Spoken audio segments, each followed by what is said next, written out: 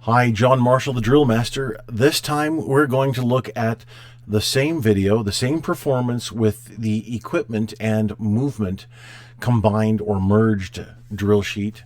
Again, open class, so make sure that you have your sheet reverse, the written standard, available so that you can read through it and get an idea of what is supposed to what this is supposed to look like for each one of the boxes. So we're going to look at the what and the how for equipment and movement at the same time. We're going to assess different scores in the caption of equipment and the caption of movement. So we're going to look at creativity, phrasing, flow. Phrasing, remember, just like sentences, phrasing. Are they short phrases? Are they longer phrases? What are the phrases very simple, or are they more complex? And we're going to look at the flow between the phrases. Do they actually make sense from phrase to phrase, movement to movement? And then make sure that we have a level of professionalism, and then also the entertainment value behind that. Does it communicate well? That's more or less what we're talking about there. Then uniformity of technique. Again, we have the vertical and the horizontal. Now, for exhibition drill, for regulation drill, remember we talked about the vertical and the horizontal having to be exactly the same. Every time somebody executes a right face, that's the vertical uniformity of technique. The whole team has to perform it exactly the same this time, vertically, and then horizontally we need to make sure that every single time they execute a right face or whatever movement, it has to be the same. Here, it's not the same, or at least it doesn't have to be. Sure, let's just, I used the analogy of the port spin earlier for composition analysis, so let's use it again. The port spin. Is the port spin executed the same every single time? That's uniformity of technique. Is it executed the same throughout the team? That's also uniformity of technique. Now, if there are mistakes, they should be easily identifiable. But if there is variation vertically or horizontally, that should also be able to be detected. Of course, a port spin doesn't really have that broad enough of an area for variation of technique like some other movements do, but I think you can get the idea from there. Then exposure to error. Now, this is defined as the level of difficulty. Now, the team that we're going to watch, are they executing very safe movements throughout the routine, or are they exposing the team members to a bit of a risk? Are they taking a risk that they could have the rifle leave their hands and it not end up exactly where they want it to end up? And also with movement, also the team will split and come off horizontally, you could say, laterally. Let's use that term. They separate laterally a couple of different times, so that's not really a large exposure to error, although that is a certain level of exposure. But when they execute the angled pull away, that movement that they do, and then they come back together and move off in a single direction, that is a larger exposure to error because of the angles.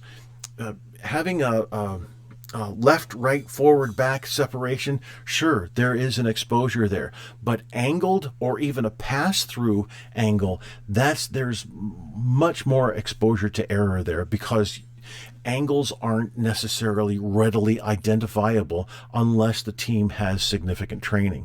So then the vocabulary, we want to look at the range and variety of moves, and we'll get to know that as we watch the performance. Then the expressive range through dynamic efforts of space, time, weight, and flow. Again, this comes from the dance-oriented Winter Guard International and the Color Guard Netherlands that I was judging. It's for drum corps, marching band, the expressive range is communicated through the guard and even now the band members, drum corps members. But we can also adapt this into the military drill world. So we have, above me, I keep pointing this way because that's where the image is, but above me we have this sequence. The team is ready to go, and I'll tell you what, I will. There. Okay, I've restarted it so I can get that going right away. And then we have depth of range of impact between body and equipment. Now, there are gradations of the expressive range through dynamic efforts of space, time, weight, and flow, and then also the depth and range of impact between the body and equipment. If the team is just going to march and then spin, which this team doesn't, they march and spin, but they also stop and spin as well. So there's levels of both. If the team marches and then stops and spins, there's no depth of range and impact between body and equipment.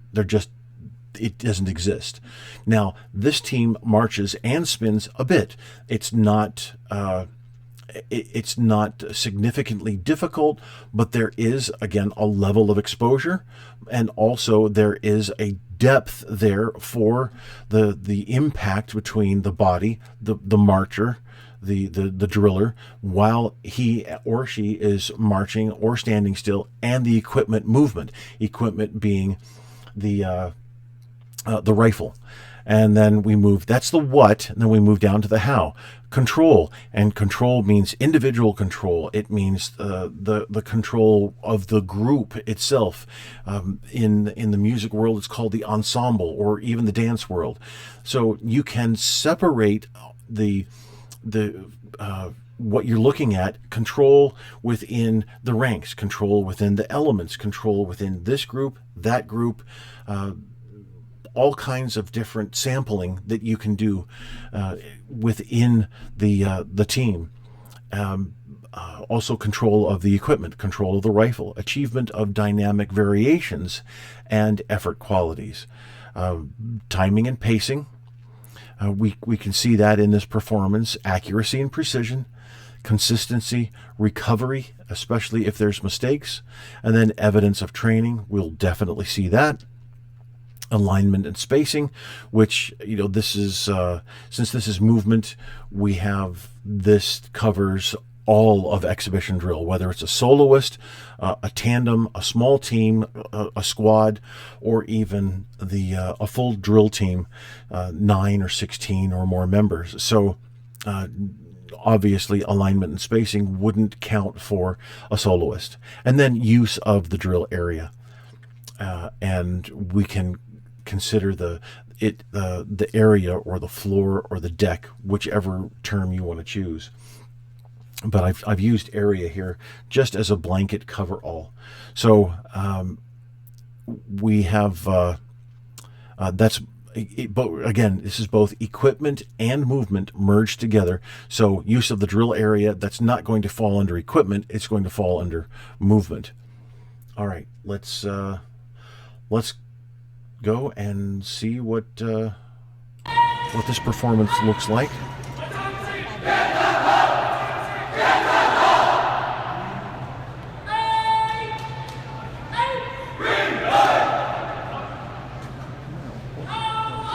So we're looking at equipment and movement, and that beginning really wasn't all that accurate.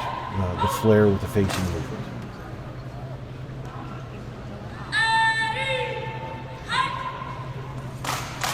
I remember we're looking at angles here too. There's lots of variation of angles, a little bit of variation of technique for the rifle. Even coming up to port there, timing needs a little work.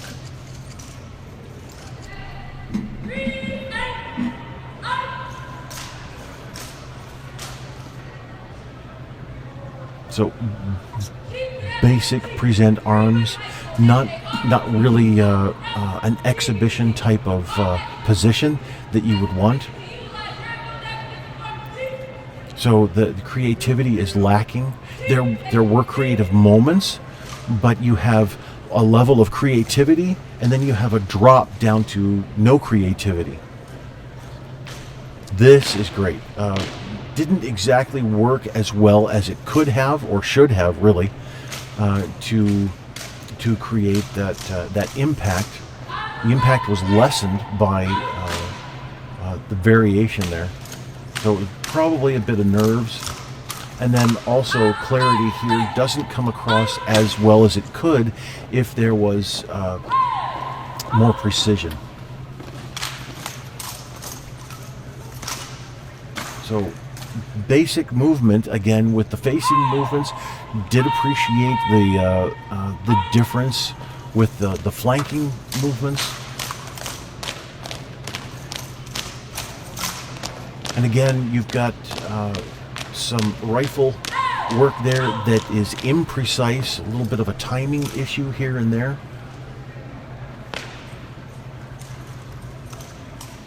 And then body movement, excess body movement as the so that creates a uniformity of technique issue.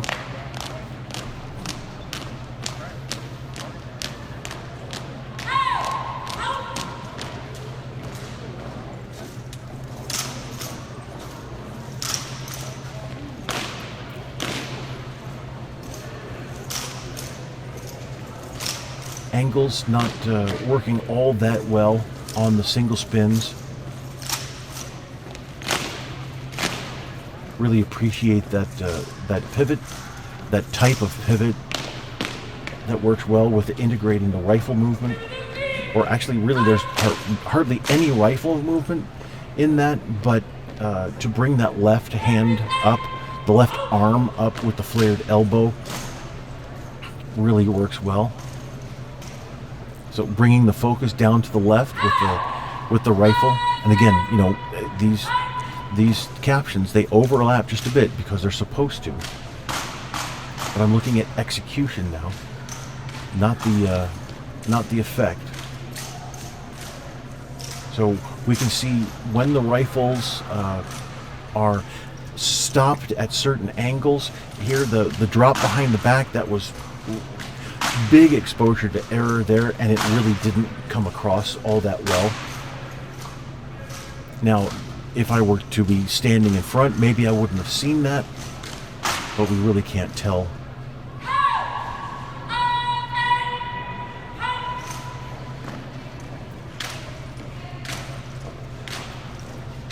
So timing issues with that port spin there.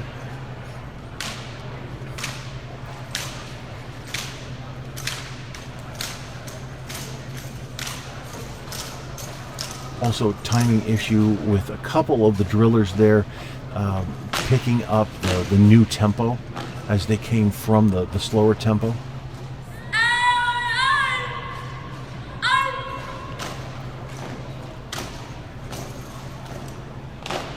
Not everybody is creating that I'll call it a Mr. Ed type of movement there, a horse's hoof coming out to try and count. Not everybody was accurate in creating that. Now see, watch the commander. She has at a couple of the steps. You could see that she was bringing her right knee up, but the left knee was a little lower, right there. And then obviously she had to speed up here, but the first step was different from the rest, so it didn't really communicate as well as it could have. And then marking time, there's uniformity throughout the team. And we're going to end in just a couple of seconds. There we go. All right. And I'll pause this over here. So we can then go back to the sheet. We just finished the routine. We'll go back to the sheet and we'll look at creativity and phrasing, flow, and all these that we went through. And I'm going to look at this and let's see here.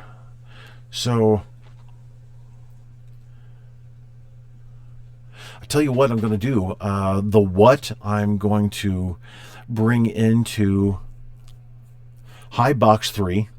I'm going to establish that at high box 3. I'm going to give a right at 21. That seemed to be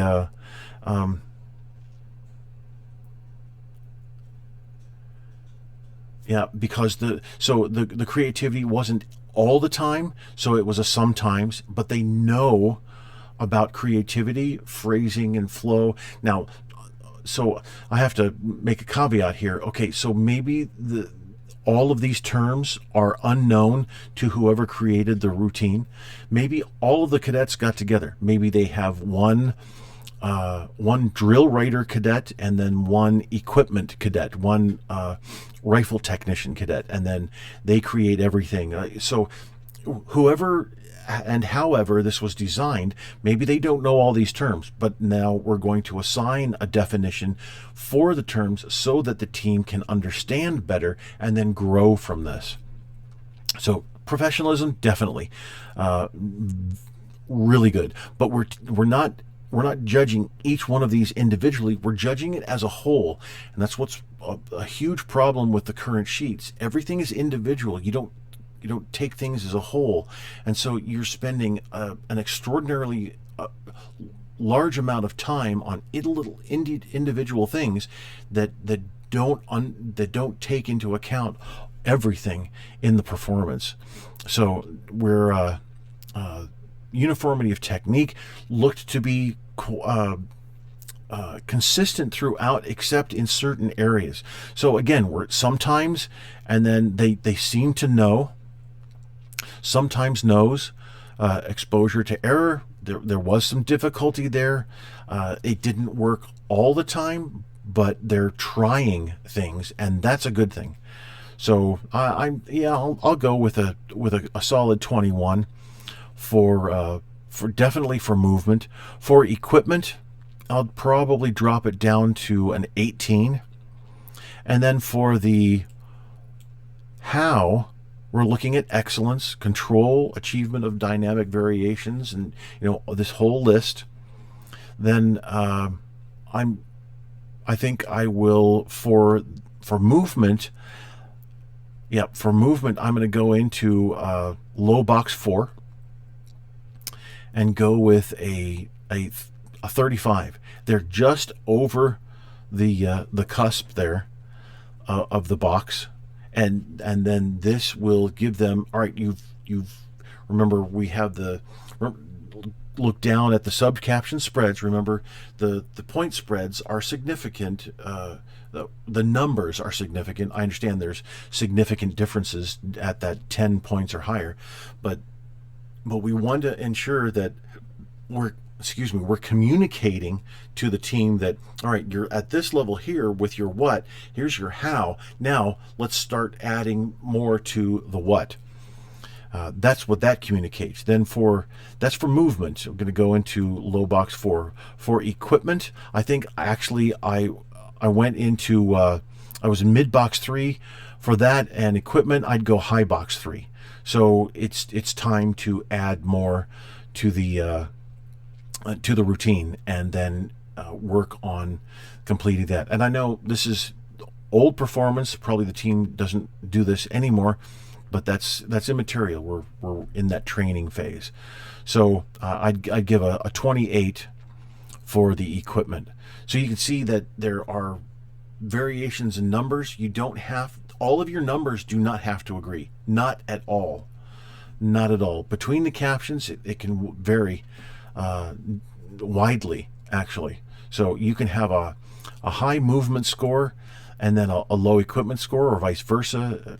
They can be similar. So there's all kinds of variations that can be done. And then overall effectiveness and composition analysis do not have to agree. None of the 4 captions have to agree necessarily with the numbers. You're working on communicating feedback to your team without having to stand there and go, well, I think. No, we're not going to think. We're going to say, yep, this is because I read this portion at the back of the sheet. This is the descriptor, or the description. I know there's descriptors here. This is the description on the back of the sheet, that the written standard that best fits this situation. And so I think that's a fair assessment for equipment and movement. Then if this was an unarmed team, then obviously wouldn't have an equipment score and just a movement, unless, like we had before with the regulation drill, there would be a guide on bear. So anyway, that's equipment and movement. Thank you very much.